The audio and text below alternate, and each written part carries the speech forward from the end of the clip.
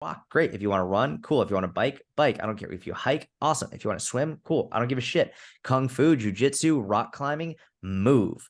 Consistent movement is the most important thing that you can do for your long-term health, not just physical, but mental and emotional as well.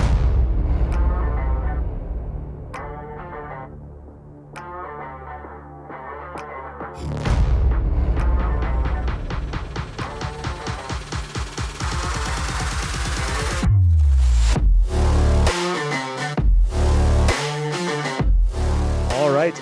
Welcome back, Wellness Ninjas, to another episode of the Wellness Dojo podcast. I'm your host, Kyle Craig.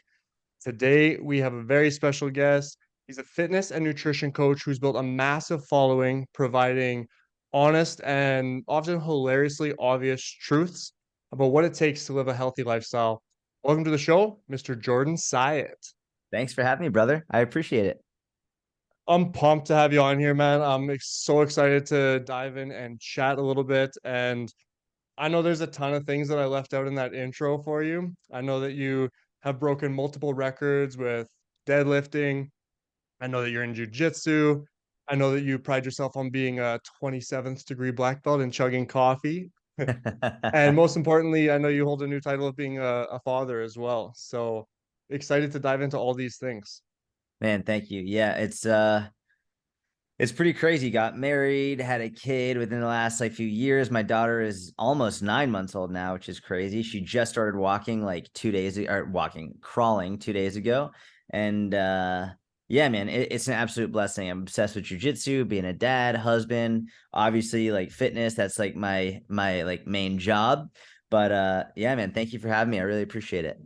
Yeah, of course, of course. Um, let's start with the fitness, the coaching, because you've helped thousands of people with your coaching services. You've worked with and alongside some of the biggest names in the world. How did you get started in fitness and nutrition coaching? Yeah, so it actually started from wrestling. So I started wrestling when I was 8 years old. I'm a short, bald, nerdy Jewish guy. I come from a very Jewish family. And my mom, she was worried that my brother and I were going to get picked on in school. You know, we're the short Jewish kids. So I remember she walked into the living room when I was 8 years old, and she was just like, "Hey, I'm going to put you two in wrestling." And I replied, "You want me to hit someone with a chair?" Because the only wrestling I knew is WWE style wrestling. And she's like, "No, you idiot. Not that's like it's a regular wrestling, Olympic style wrestling is what she said." And I was 8 years old. I had no idea what that meant, but I was like, okay, cool. And she put us into it, and I got obsessed. I absolutely loved it. From 8 years old, it was just like, it's all I thought about, all I wanted, all I cared about, all I wanted to do. I was terrible in school. So I started at 8. And then by the time I got to high school, I ended up beating a junior out for the varsity spot. But I had to cut a lot of weight. So I was cutting from like 112 to 103 my freshman year. And this was anyone who's done wrestling or a weight controlled sport like that. It's not just like once, it's every week, sometimes several times a week. And I had no idea what I was doing. And also, being a freshman on varsity, I was 14, mainly wrestling against 16, 17, 18-year-olds. And so even though my technique was pretty good, my endurance was good, my strength, the differential was huge between a 14-year-old kid and a 16, 17, 18-year-old kid. So I ended up, I lived just outside of Boston, Massachusetts. I lived in a suburb. So I wrote to a gym. I wrote him an email. I said, "Listen, I'll take the trash out. I'll clean the floors. I'll whatever you want me to do, I'll do it. Just let me come and learn for free." And they were, number one, I was very blessed because they let me come in and intern with them for free. And they also were incredibly science-based. So, I mean, now more and more science-based gyms are really popping up now more than ever. But even then, like, there's still a lot of shit gyms. Back then, there were very few science-based gyms. So I was so blessed to find this one that was incredibly science-based. And from 14 years old, that's what I've been doing. I've been coaching people, interning in gyms, coaching in gyms. And I knew from immediately at that point that I was like, this is what I want to do. And that's all I've ever done since. Yeah, I love that story because it just speaks to like the level of experience, not only the level of experience that you have, but just the importance of experience as well, right? Mm. It's, we hear a lot about credentials and stuff in today's world and all these different things as well. But it's like, yeah, you've been doing this since you were 14 and like passionate about it and not just helping other people with it, but living it too. And I think that's just so important, right? You know, it's so funny. Like we do live in a world in which credentials are deemed very important. Hmm. What's funny is I can count on one hand how many times I've been asked what my credentials are. And I think it's just because I I got to a point early on where it was very easy for me to show I know what I'm talking about. And once Hmm. people saw that, the credentials became less important. I think credentials are more important if you haven't really put in the hours yet. People like either other people will care about your credentials or you will care about your credentials. Like I see people on Instagram who just started coaching within like the last 6 to 7 months, and they have like 12 letters after their name, like CPT, NASM, like all these certifications, like, and their identity is based on how many certifications they have. Yeah. And I was Yeah. like, I don't have like I have 27th degree black belt in chugging coffee in my bio because I don't care about my credentials. I don't care about Yeah. like I have degrees from college. I have a bunch of certifications, but it really is like it's far less relevant than like can you actually provide information that people it's going to help people, period. So in a world that is very much credential based and people they fall prey to the appeal to authority, they see someone and they just see all these credentials, they just automatically think they know what they're talking about. I do think it's we're getting to a point in which that stuff is going to matter less and less, especially as AI comes in and you could just ask AI for whatever answers you want. It's going to give you potentially a very good, well thought out answer. I think now it's just like, can you show that you know what you're talking about as opposed to your credentials or anything like that? Yeah. Yeah, I see a lot of people out there. I'm like, that's awesome. You're an amazing student, but like, can you help people? Like, are you Exactly. compassionate? Do you have empathy? Do you have the patience to work with, certain individuals and stuff like that? It's these things are all just so important in what makes a good coach, right? You bring up an amazing point. That's actually one of the reasons why I hated university. I initially went in to study exercise science. Mm. And when I went to university, I was 19 years old. I took a year off between high school and college. I traveled for a year, went to Israel for a year. When I came back, I went into the to exercise science because I was told that's what you're supposed to do if you want to be a coach. But I'd already been coaching since I was 14 with very science-based individuals, and I'd read a lot of research, spent a lot of time researching on my own, and I very quickly realized that all of the professors, at least in my school, who were teaching exercise science had never actually coached anybody. Not one, not for an hour did they coach anybody. And they had learned from textbooks when they were in school, and then they decided they wanted to become a professor, but they never actually coached. And so I very quickly was like, fuck this. None of this actually matters. Not to mention you're teaching stuff that is outdated dramatically. And because you're a tenured Hmm. professor, you're not keeping up with the research. But there's a big difference to have the theoretical knowledge versus the practical knowledge, to know like, all right, well, this is what the textbook says, this is what the research says, but it's very different than what's going to actually happen when you're coaching someone in person or online. Yeah. Yeah. I mean, the probably like the credential that I have in my life that I'm most passionate and proud of is my black belt. I started doing kung fu when I was 5. And it's like that Wow. credential alone for me, like that's my identity in my life and stuff. And that's the thing that helps me with my coaching clients. And it's like all those experiences along the way, right? How did you get into kung fu at 5? Well, I was one of those kids. I was doing like all the sports. So I was like doing baseball, I was doing soccer, and then I was doing kung fu. And I don't know, my parents just wanted to put me in it. I love And then it. it got to a point where they're like, "All right, Kyle, you have to choose something. You can't keep doing every sport. Like it's too expensive and stuff." And I don't know, kung fu just kind of spoke to me, and so I stuck with it. And it's very early on I saw something in my instructor. I was like, I want that. I want to be that type of leader and I want people to look up to me. I want to inspire people. And so it just stuck. And yeah, it's a tough sport though. Yeah, I've never tried it, so I can't speak from experience, but that's incredible. Yeah, thank you. Yeah.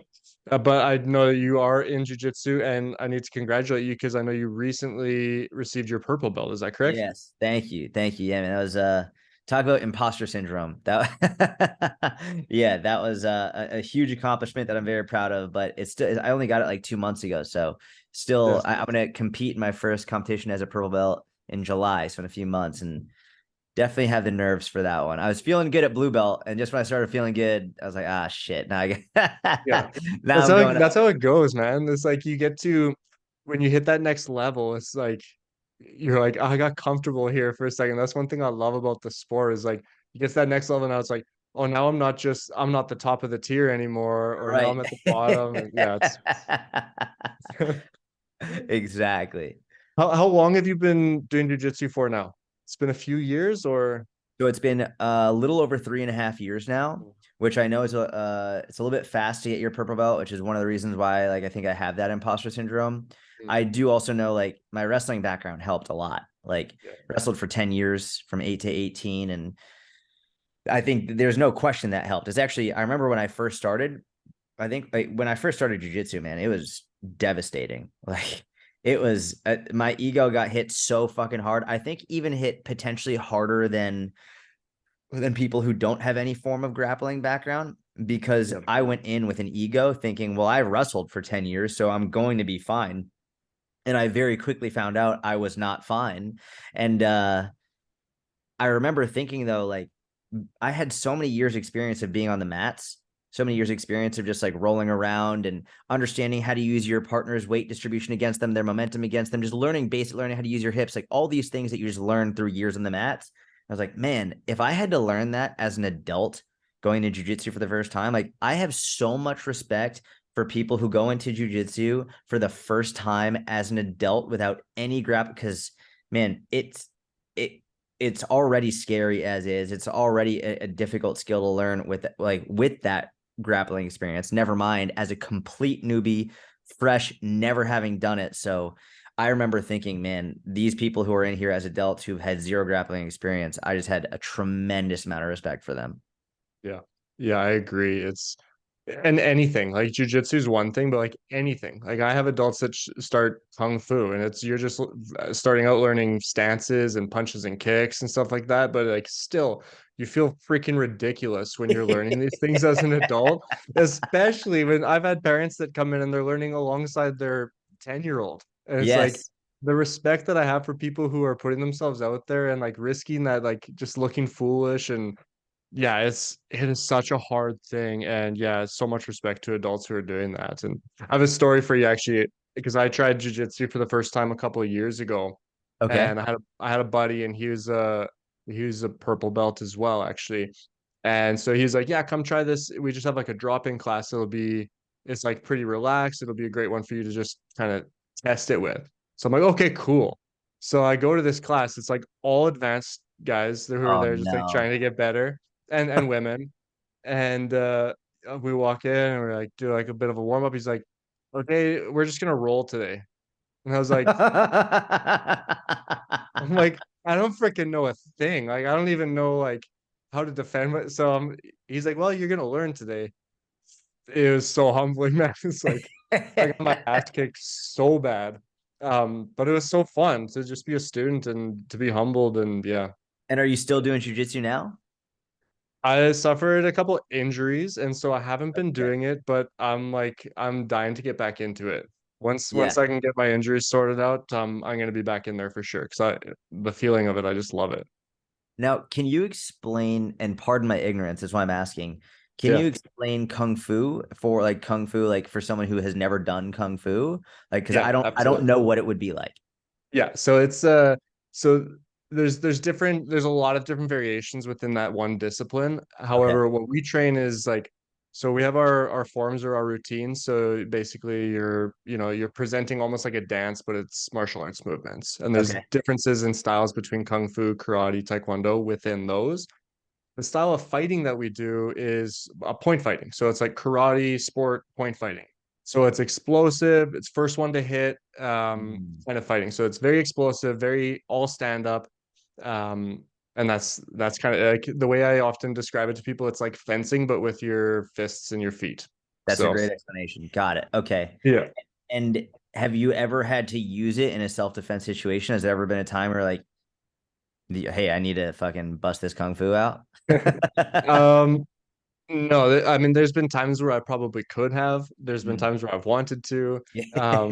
But yeah, in my life, it's something that like I don't like to fight. Like Yeah, of I've been course. in fights, like in school and stuff like that. There was a little bit of that kind of stuff in like high school and stuff where people are like, "Oh, you're the kung fu guy, right?" And it's like you do kind of see that. but I've gotten really good in my life at walking away from Yeah. confrontations and just avoiding them. Because it's just like it's just not worth it. Yeah. And you don't know what the other person has on them, or that's actually one of the things I've learned the more I've gone into jujitsu and any type of martial art is some of the most savage killers are the nicest, sweetest people. And Yep. like they're the first to walk away because you go into any higher level martial arts gym or academy, you don't know who's unbelievably good and who's not. Like you can't just look at them and tell. You Yeah. can't. Savage killers come in all shapes and sizes, Yep. men and women. Like you just never know. So I think it's been very interesting for me to see some of the most deadly people I've ever met in my life. Like they'll walk away no problem because they just don't know what the other person has or what they know. So it's like, you know what, just not worth it. Yeah. Yeah, and I think that's what martial arts teaches you is it humbles you in a way, but also it's like the cheesy saying, but it's like with great power comes great responsibility too. Yeah. Right. Yeah. And that's always what I was taught. And it's translated into my life as well. It's like I know that I'm a very loving person. Like I love very hard. But I also know that that comes with risk and that comes with, Yeah. another power that's with that. And so it's like recognizing what you're capable of, I Mm, think sometimes actually puts you in a position to be more apt to walk away. yeah. Right. Completely agree. Yeah. 100%. I'm curious, because martial arts has been such a big part of my life. I'm curious to hear from you how learning jujitsu and even wrestling growing up and stuff like that, like what has that taught you about life in general? Like what kind of lessons have you taken from that that's actually translated and helped you in your life? Yeah, it's a great question. And I think I've learned different things from each discipline at different points in my life, right? So Mhm. when I was wrestling, especially in high school, generally speaking, a high school boy is very different than a grown man, right? Like very Yeah. different in terms of mentality and all. I remember in high school, I just like would be angry for no reason, just an Yeah. angry like, and I don't know if it's because testosterone's fucking sky high. I don't know what's going on, but I was angry in high school. I was an angry kid, and wrestling helped me. It was a great outlet for me, but also I think most importantly at that point in my life, what wrestling taught me was that if I'm not good at something or if I'm not getting the result that I want, I need to work harder and it's my fault. Mm. Like that was it. It's like it's my responsibility to work harder. And throughout my life, the people who I've found who I've connected the most with, who I've seen succeed in all aspects of life, a lot of them are wrestlers, but a lot of them are just people who've done martial arts. And because the difference, like there's aspects of team sports that I like, and there's aspects of individual sports that I like. The main aspect of an individual sport that I like is it's on you. You can't blame your coach. You can't blame another teammate. It is on you. You go out on the mat. It's you versus your opponent. If you don't do well, whether you make a mistake or you gas out, whatever it is, that's your fault. And for me, I think that's very much what I needed at that point in my life, because I think it was a very difficult lesson for me to learn, because there were so many times where I can remember being like, well, that shouldn't have happened to me, or like this shouldn't be what's happening to me. It should just be easier, whatever it is. And through wrestling, it was like, nope. If you don't like the outcome, work harder to change it the next time. So that I think has helped me tremendously. And it's what I needed at that time and has carried through my whole life.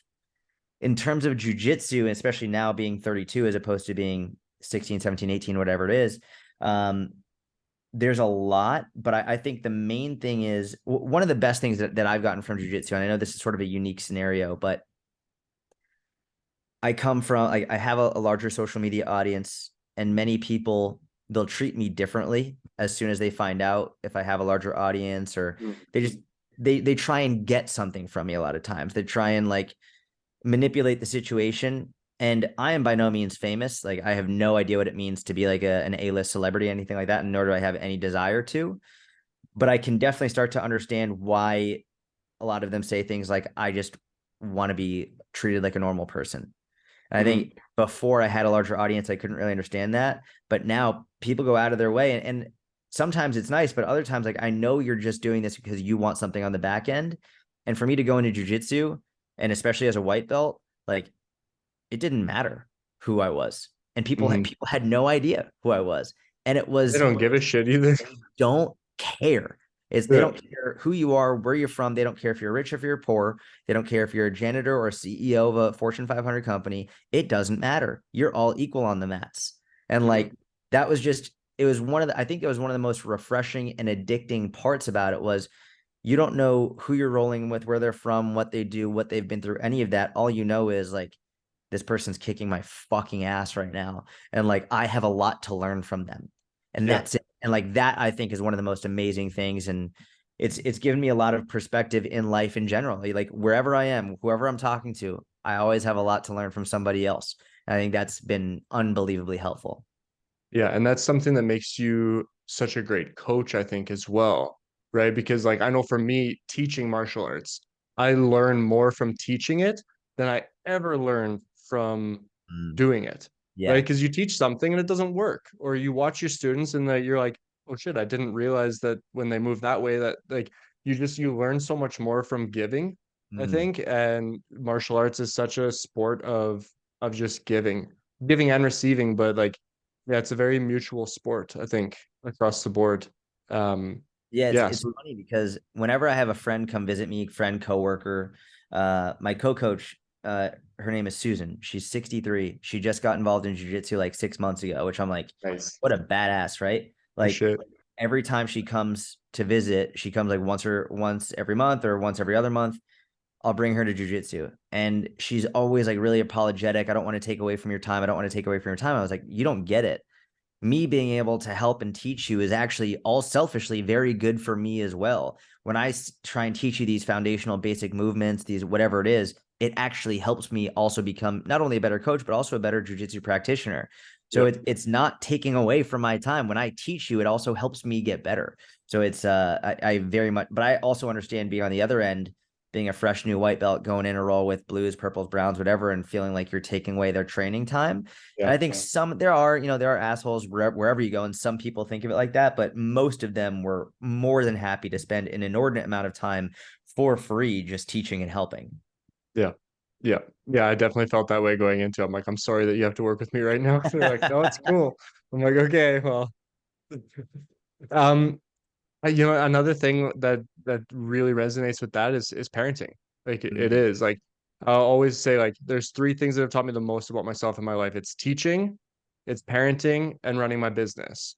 Right. And but parenting, probably above all those things, has just taught me so much about myself and a lot of things that I've learned that I love about myself and a lot of things that I've learned that I really don't like about myself that I need to improve on. And it's just constant. What has becoming a dad, how has that changed your life? That's a broad question, but like how has that changed your life in the last, you said 9 months, eh? yeah, yeah. So yeah, in about 10 days it'll be 9 months. I mean, the Crazy. first one is like I just I'm a crier all of a sudden. I've never been a crier my whole life, bro. Like I think so. My wife and I have been together. We just had our 6 year anniversary. Um, she could count probably on one hand or less, maybe three fingers, how many times she ever saw me cry in those 6 years. Mm. Then I had my daughter, and out of nowhere, I just cry for like just for no reason. Or even like, for example, I used to love like travel. I would travel all the time. I'd travel all over the world by myself, whether it was for work or for pleasure. Traveling is one of my favorite things.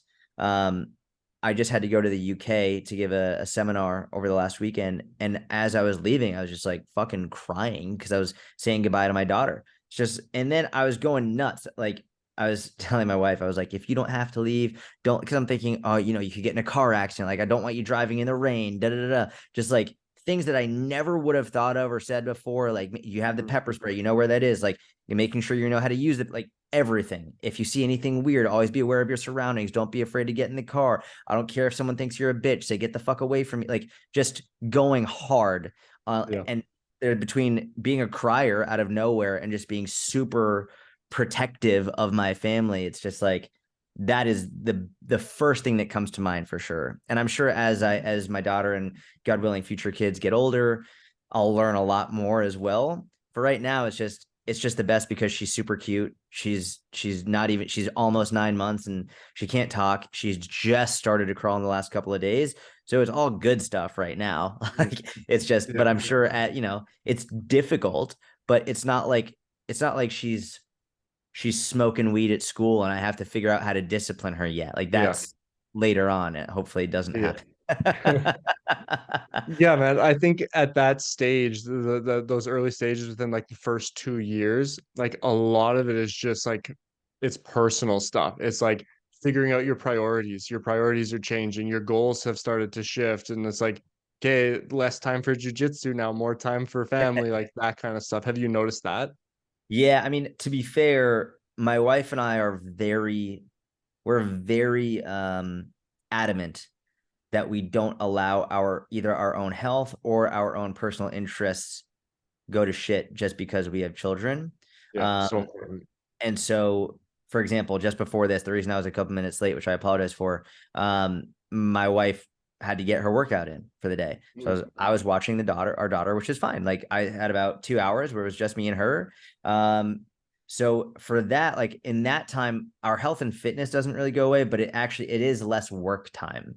So the Yeah, thing that's been hit is like how much time I'm spending working, which it's a decision that I'm making to work less, but also it's something has to give somewhere. And I'm not willing to sacrifice sleep right now. I'm not willing to sacrifice my health or fitness. I am willing to sacrifice work hours, which is a blessing in and of itself. And I think it depends where you are in your life. Fortunately, we waited to start trying until I was comfortable enough with my business to say I can take some time away from my business now. So that's really the thing that like my work hours are far less, and if that hits my income, that's something I'm prepared for, and I'm okay with yeah, that. I don't I don't need an excess of that. I just need enough to provide and give them everything that they need, not everything that they want. So yeah, that's where I'm really taking the hit. But still doing jujitsu at least like 5 times a week. Still strength training 3 times a week, and my wife is still doing her stuff like something every day. So that has been fortunately not been negatively affected. yeah. It's funny, just this morning I did a Facebook post and I was just talking about like priorities. I'm like, you can't prioritize everything in life. And there's Yep. no such thing as a perfect balance. It's like, but you Correct. will have like there will be times where it's like if your personal development is your number one priority in life, then like work and relationships, they might take a bit of a hit. Yep. Right. But it's like the mindset of like being okay with that and understanding like, but as long as I'm prioritizing the things that matter the most to me right now, then I'm winning. Yeah. I mean, balance is it's a fallacy. Like there's no such thing as perfect balance. Yeah. One of the best quotes I've ever heard was it was to the effect of out of friends, family, sleep, health, and work, out of those five things, you can only ever really focus on two at one time. And it doesn't mean the others have to go to shit, but it does mean it's like it's more in a maintenance mode as opposed to like a growing mode. So for me right now, it's like family and like I think the two big focuses are family and fitness, like family and health, right? Yeah. My work and my sleep and my friends, it's really all like in maintenance mode, to be honest. And my work has probably taken the biggest hit of all. Sleep and friends are a little bit higher priority over work, but like I've basically figured out how can I order these and what's most important to me right now. And those Yeah. shift all throughout my career and throughout my life. There was a time where for about 10 years where work, business took the highest priority of above all. My health and fitness went to shit. Relationships went to shit. Like everything else was bad. And I like work was the one priority. Now it's family and health. Those are my top two priorities. And so I think as long as you have that understanding that you have these five priorities and then you need to figure out which way you can order them, knowing that you can't focus on really more than two at any one time, I think it's you'll have as good of a balance as you could. Yeah. Yeah, and you mentioned work, and I'm curious how you feel with like you said, you have a larger following than a lot of people do on their social medias. Do you feel more pressure to be posting more often with that following, or do you feel less pressure knowing that like, okay, I actually have a pretty like solid foundation here? Curious. It's a great question. I love the nuance there. I think it's a little bit of both, right? On one hand, if I'm not posting, I'll get messages being like, "Where are you? Why aren't you posting? I miss your content." Da da da da. And there's no question that when I'm not posting, I have more people canceling from my coaching program. There's no Mm, question. Like there's a very strong correlation that the less I post, the less people will support me. The more I post, the more they'll support me. So there's definitely the pull from that perspective of, oh shit, I've got to keep posting. But then there's also the knowledge of like, I know I could take some time away and I'll still be fine. Like I know Yeah. that there's no question about it. So it's a very unique and blessed position to be in, something that I've worked very hard for over the years to get here. But I think it's a little bit of both, and it depends on the time and how I'm feeling on that given day, and how many people have messaged me, and how many people have canceled, and all of that. So there's all of those things playing into one. Yeah. Yeah, it brings another question to mind, which is like I've had times in my life where I don't have a huge social media following, but I've had times in my life where I've been like really down or I've been like really struggling with some things. And it's like you feel this pressure of like, I'm building, like I got to keep posting, like I should be posting, and like that mindset comes in. I'm curious how you manage to separate that or how you manage it in times where, you are feeling down or you're feeling low or you need to prioritize your mental health more, but there is still that pressure to like, I still need to post. Yeah. So this is a really good question, and it really does depend on where you're at in many areas of your life. But specifically, let's just talk about business. Let's say your goal Mm. is you want to grow your business. I'm going to say something that's probably not going to be popular, but this is the truth. Let's just use a different example first. Like rather than being an entrepreneur, let's say you work for someone else. If you work for someone else and you're in a low period of your life, you've still got to show up to work. Mhm. And your boss reserves the right to fire you if you're allowing your feeling low and feeling down to prevent you from coming into work, working with the clients and getting your job done, right? You'll be fired because they'll find someone who will do it. So sometimes you just got to fucking suck it up and do it no matter what. Maybe it's not going to be your A plus, but your B is better than an F of just not trying at all. And I carry that over to being an entrepreneur as well, where if you're not feeling good and your goal is to build your business, you can't just stop altogether. You've got to do something, right? And with martial arts, maybe you can't go full on sparring, but you can definitely drill, right? You can drill movements, drill techniques, very low intensity. So like in terms of social media and posting, especially during the 10 years I started in July of 2011 when I started posting online. Yeah. Um, there were many posts that were not my best post. They weren't great, but I still posted. I still tried to educate in some way. Maybe it wasn't as nuanced as it could have been, or maybe it wasn't as good of writing or as good of editing as I could have done. But like at least I posted, and I knew that in that post there was something that could be helpful to one person. That was really all my goal was with posting. My main goal is I call it an IPA. Every post has to have an immediately practical action. Mm. That's it. And my litmus test to see if a post was good or not was by the end of the post, can the person watching it apply something immediately to get better? So sometimes I would make a very quick, simple post that had a very easy to understand IPA. This is what you got to do to get better. Other posts that might have been way better could have multiple IPAs, and I could have used incredible analogies. And maybe I did a nice skit with it and just something to hit home and reach more people. But even on the days where I wasn't feeling good, I still showed up to work and I still posted. And sometimes me showing up to work was just being honest and saying, hey, listen, I'm not feeling good and I don't want to be posting. But the reality is, a lot of you tell me that you're not motivated. You don't want to go to the gym. You don't want to eat well. And my response to you is, you have to stay consistent even when you don't want to do it. So here I am showing up saying, I'm not feeling well. I don't want to be here, but I'm being consistent posting because that's what I need to do in order to grow my business. So I think we live in a day and age in society in which a lot of people would say like, oh, just rest, just take the time off, don't post. And I think that there's definitely a time and a place for that, like when you're on vacation for a week or so. But I actually think taking extended long periods of time just because of your what you're saying is your mental health might actually be worse for your mental health. Mhm. Because one of the main drivers of happiness over the long term is a sense of purpose. And Yep. posting and trying to help people gives you a real sense of purpose. And that can taking action on that can help your mental health improve as opposed to just staying in bed, sitting in the darkness, not doing anything.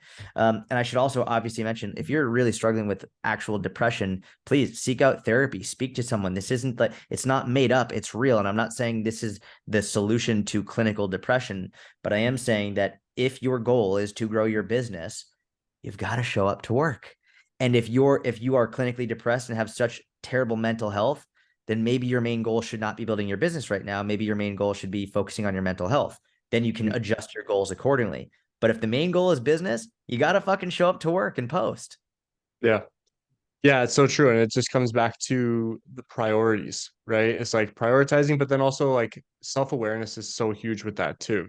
It's like it's easy for us to sit here and be like, yeah, you should just be showing up and posting, but it's like that's an individual thing too, right? Yep. It's like there might be a day where you're like, there's no chance I'm posting today because it's gonna be, you know, so depressing if I post what I'm thinking right now or something, or I just can't formulate a thought or whatever the case might be. It's like have some self-awareness with it too, I think is super important, right?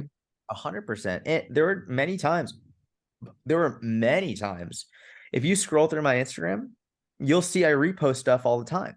Hmm. Put stuff I posted months and years ago Yeah. because maybe on that day I'm not feeling well. It's like, well, cool. I had zero capacity to generate something new. So all I'm going to do is go screenshot and copy and paste or repost this video that I was already made because I don't have the wherewithal to make something new right now. So I'm just going to go take something I haven't posted for a while and post it again. And then people always need to see the same things over and over again. And people can take a message and use it over and over and over again. Any coach in the world knows you have to repeat yourself a million fucking times to the same person. So even like if you don't have the wherewithal to create something new, feel free to take something you've already used and to do that. Like that's totally fine. Yeah. Yeah, that's something that I've let cripple me in the past is like I've already posted about that. It's like who am I to think that everybody's read it and it's like stuck in my brain and stuff like that? It's like post it again, Kyle. Come on. 100%, dude. Always like I repost stuff every 3 months. I'll Yeah. repost the same thing because, and every time you'll see comments in my comment section being like, I've seen you post this 7 times before, and every time I need to see it. Yeah. People will tell me like, I know what this video is, I know what this post is, but every time you post it, I needed to see it. So we Yeah. all need those affirmations and that accountability. Yeah, and I mean that's the thing. We all know what we should be doing in most situations in life. Like we have the knowledge, we have the tools, and like eating well. We know what we should be eating, right? But we just get confused and caught up in all the bullshit that's out there. Yep. Um, yeah. And so let's talk about that a little bit because I know, you know, I love watching your videos. I love like I was a little disappointed you didn't come on with a wig and you know the doctor suit and stuff. Uh, but I love that stuff, man. It's funny. It keeps it light for people, but it's also very blunt and it's very like it kind of I don't want to say woke, but it's like kind of getting people like wake up and like we know what we need to do. So I want to talk a little bit about like fitness myths, like fitness nutrition myths, or just industry myths. What are your top five? I'm putting you on the spot here, but top five myths that need to die. All right. So it's so funny because the ones that I'll say now, at least this first one, is one that I never thought that I would have to say. Okay. It's crazy to me that we're in 2023 and this is a topic of discussion. Um, I'm bringing this up first because number one, it's very popular, but especially I've seen it be popular among like the martial arts crowd. Mm. Um, I'm not going to name anyone. I don't like calling people out. I like attacking ideas, not people. Right. I don't want to just ad hominem attack people. So I'm just going to discuss the idea. There's a lot of people. There are a couple big people saying things to the effect of fruit will make you fat, vegetables are bad for you, and all you need to eat is steak and meat. And they promote this carnivore diet. Da da da da. It is so fucking stupid. It's Mm. hard for me to wrap. Like we're in 2023. For our entire existence as humans, we've eaten fruits, we've eaten vegetables, and every single controlled trial that we've seen in every peer-reviewed study has shown the outrageous importance of fiber in our diet. And now we have people saying vegetables are bad for you, fruits make you fat because of sugar, and then fiber is irrelevant. All you need is meat. And it's wild out there. And so, number one, how many fat people do you know who got fat from eating fruit?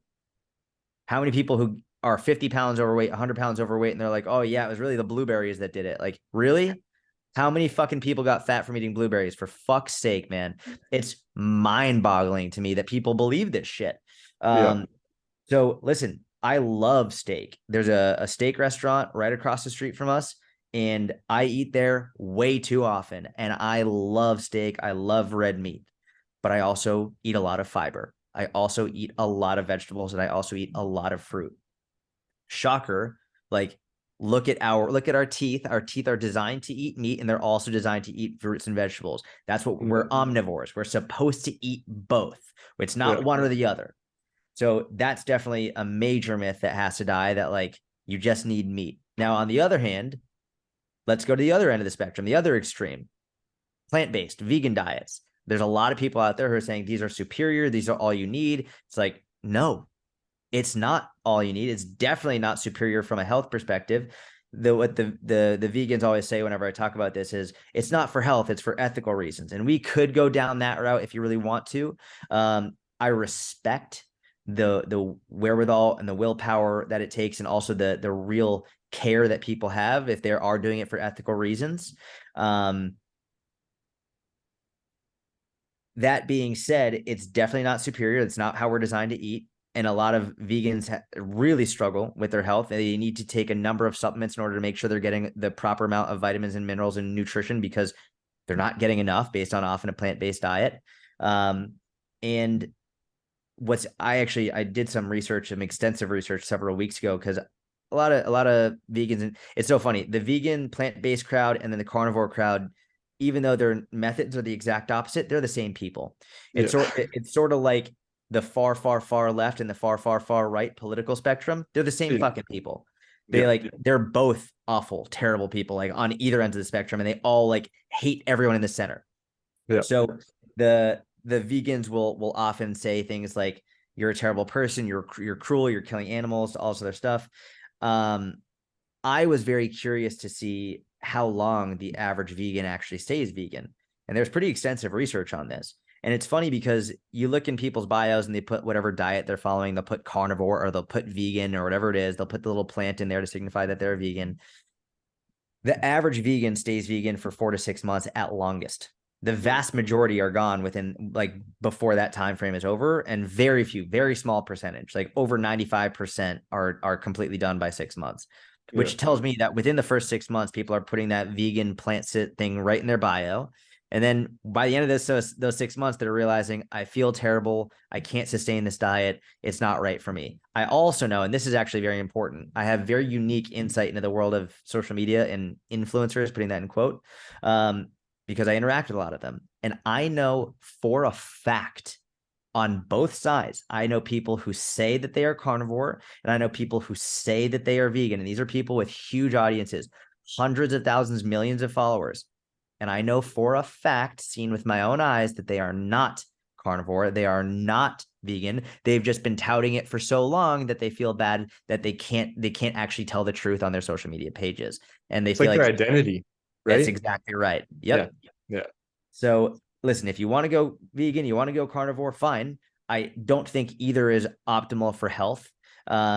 If I had to choose which one would probably be better for you, I'd probably say a plant-based diet would generally be better, mainly because you have a lot more fiber, and fiber is one of the most important aspects of health. And there are supplements you can take. Either one of those diets, you need supplementation in order to make up for the lack of nutrition. Either one.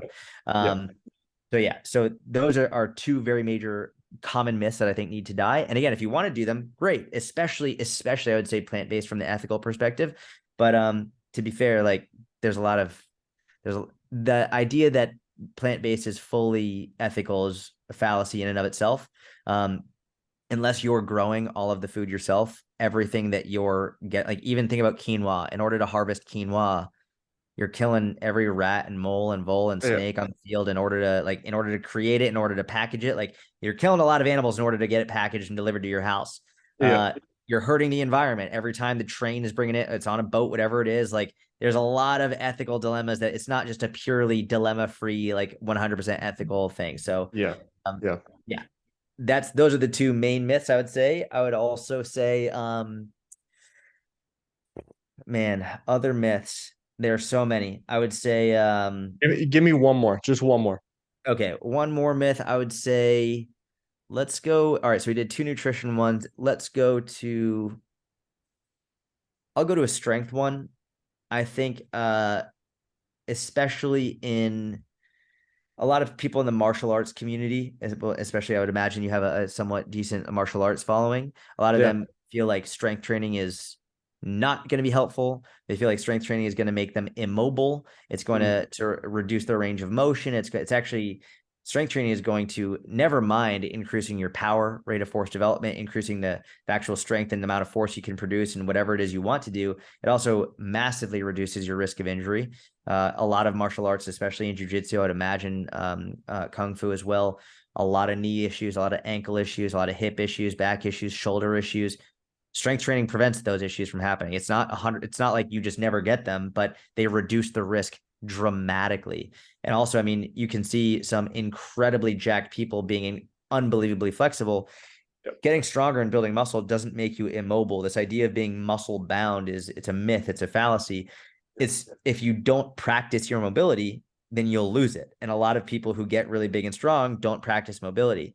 But there are, especially now, if we're looking at higher level mixed martial arts, or we're looking at jujitsu or any high level competitors who are really adopting more strength training mentalities, you're seeing they're still unbelievably flexible. Their performance is only enhanced from being stronger. So if you're practicing martial arts of any discipline, getting in the gym and strength training 2 to 3 days a week is unbelievably important. Yeah, and I'll just tag on to that too. You know, within the martial arts community, myself included, I've never been a super huge guy. Like as a personal trainer, I've always been like one of the smaller personal trainers that are out there. And that's partly because of my martial arts, because like building strength doesn't necessarily mean that you're going to get super jacked. Like Correct. I've always been one of the stronger guys in the dojo too, right? But Yep. I've never been one of the bigger guys. But it's because I strength train, but I also eat the way that I want to eat in order to Yes. maintain whatever, you know, kind of physique that I want as well. So I think people also think that as well. It's like, well, if I start like lifting weights like crazy, I'm just going to get like super bulky and stuff. It's like, Good no. luck. Good luck. Yeah. Yeah. A lot of the Yeah. people, Please tell me how that happens. yeah, the vast majority of people that you see that are just outrageously jacked, they're on steroids. And it's Hmm. not a cop out to say that. A lot of people don't Yeah. realize this. The number one most recreationally used drug in the United States is marijuana. The number two most recreationally used drug is testosterone. People don't Yep. realize this. Like, especially if you're looking at fitness influencers, the vast majority of them are on anabolic steroids. They are. And like the vast majority of professional athletes, if they're not on now, they have been in the past. And I know like they talk about random drug testing and USADA. If you don't think there's politics involved with that and who's getting tested and when they're getting tested, you are naive as shit. I know Yeah. for a fact there have been people who like I'm not going to say any names, whatever, but I know for a fact there have been people who they went to go get drug tested and then the judge who took the pee just threw it out, Hmm. like just threw it out, and then they Yeah. just gave, like, it's not uncommon. Yeah. So keep that in mind. A lot of what you're seeing, whether it's on Men's Fitness magazine or whatever it is, seeing these super jack people, there's video editing, there's photo editing, and there's anabolic steroids, and a lot of people use them. Yeah. Yeah. All right. I feel like we could talk for hours, but I know you're a busy man. I want to be respectful of your time. So one final question for you. Not really a Yeah. question, but let's end with like one truth that needs to kind of be brought to light. I know we've talked about a few in this episode, but what would be like one big truth that people who in particular are just trying to get healthier, maybe they're trying to lose weight, maybe they're trying to put on muscle, whatever it is, maybe they're trying to reduce stress. But like what is one truth that that people need to hear? Most people massively overcomplicate what they need to do in order to be healthier. And if we look across populations throughout the entire world, the longest living populations, they all have vastly different diets, right? You can look at the Japanese, you can look at the Swiss, you can look at Italians. All of them are in the top 10 longest living populations in the world, right? Um, their diet is important, but the one common denominator among all of the longest living populations, walking, movement, just staying active. And I don't care who you are, where you're from, the most important thing that you can do for your health is just move. When you stop moving, that's when shit really hits the fan. So, and every time I say walking, there's always someone who's like, well, what if I can't walk for whatever reason, for any disability, whatever it is? Cool. I don't care. Move. I don't Yeah. care if it's just if you're in a wheelchair, cool. Just move in your wheelchair. Like, roll around in the wheelchair, right? Whether it's or if it's walking, if it's walk, great. If you want to run, cool. If you want to bike, bike. I don't care. If you hike, awesome. If you want to swim, cool. I don't give a shit. Kung fu, jujitsu, rock climbing, move. Consistent movement is the most important thing that you can do for your long-term health, not just physical, but mental and emotional as well. I think it's one of the reasons we're seeing we've seen a massive rise in mental health issues, especially since and during the pandemic. So much less movement. And there are also other things as well. But I think a lot of us have been affected by a lack of movement without realizing it's a lack of movement. And things are so much easier and more convenient now. You can just order Seamless or Uber Eats, whatever it is, directly to your door. You don't have to do as much. Get the fuck up and move. It is the most important thing you can do. So, and a lot of people underestimate walking. They think it's not exercise. Walking is without question, the single most underrated, most effective form of exercise anyone can do. So just, if there's a doubt in your mind, just start walking. Yeah. For physical and mental health, right? Like, yes, exactly. Yeah. And credit to what you said, like people need to realize that movement is exercise. I think, like you said, people overcomplicate it and they think like, well, that movement doesn't count as exercise. It's like, yeah, it does. Movement is exercise. You sit and move your arms in a circle, that's exercise. It might not be like extensive exercise, but it's exercise. Move your body. One of the reasons people say it's not exercise because they equate exercise with burning calories. They think the more calories you burn, the more exercise it is. That's not what exercise is. There are many physiological responses that happen from exercise that have nothing to do with how many calories you're burning. Not to mention like lifting weights.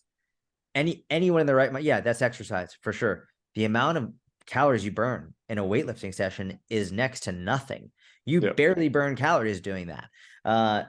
If you want to be fucking shocked at what exercise does, especially like what walking does, is look at the research surrounding what happens on a cellular level from a 20-minute walk.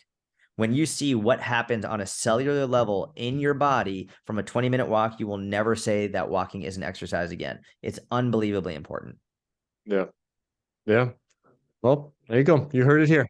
Get out and walk today. I don't care what the weather is. Get out there, walk through your house, walk around, whatever. Gordon, thank you so much for being on here. It's such a pleasure to sit down and chat with you, and you're a wealth of knowledge. And so I really do appreciate you coming on and taking some time. Man, thank you. I appreciate it. You're an amazing host. Where are you based? I'm in Canada, so Calgary, Okay. Alberta, Canada. Yeah. Well, if you get down to Dallas, Texas, you've got a place to stay. If you want to roll, do some jiu-jitsu, you got a place to train. You're always Likewise. welcome here, brother.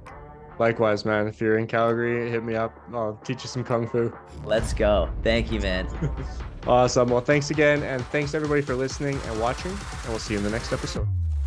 Wow. Thank you so much to Jordan. He's an absolute legend in the industry. And it was so fun to chop it up, talk about life, martial arts, fatherhood, and of course, industry myths.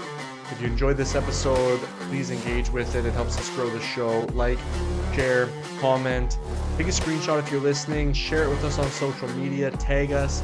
You can find us at Wellness Dojo, YYC on Instagram, or at Wellness Dojo Podcast, or by searching the Wellness Dojo or Kyle Craig on all other platforms. Thanks for being here. See you in the next episode.